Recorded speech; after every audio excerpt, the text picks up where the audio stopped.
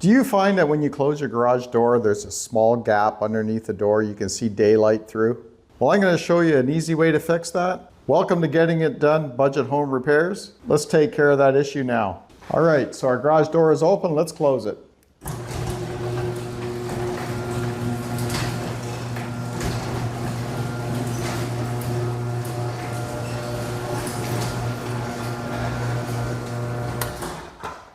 There we go. We have a gap over here on this side here. It's not too bad on this side, but that right side definitely has a gap. So here we have a Craftsman garage door opener. On this side we have an older Craftsman garage door opener. And you can see that sign right there, increased travel, down, up, right there. That's my other door. We're going to work on the newer one here.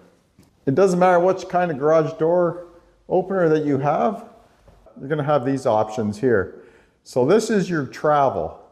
So this one here is for increasing or decreasing when your door goes up. So the height of the door.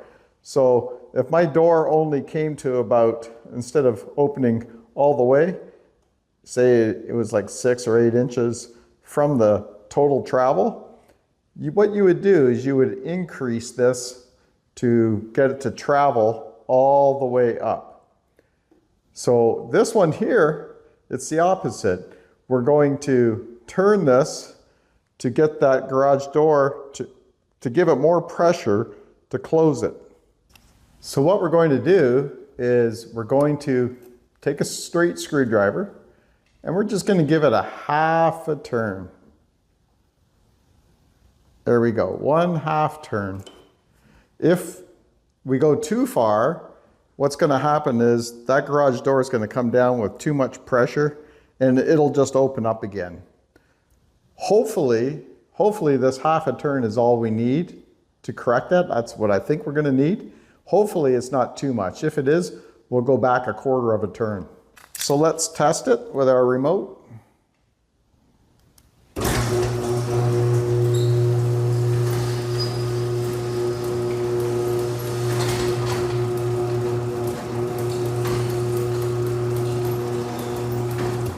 See, my garage door opens fully.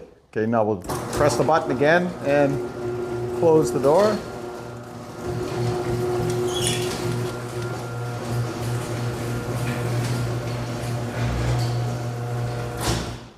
Look at that, fully closed.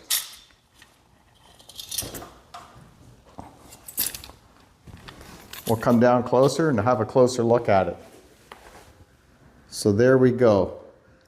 That door is completely closed and we don't see any light underneath, so that fixed it. That 1/2 turn fixed it completely. Again, that's how easy it is to get your garage door to close completely.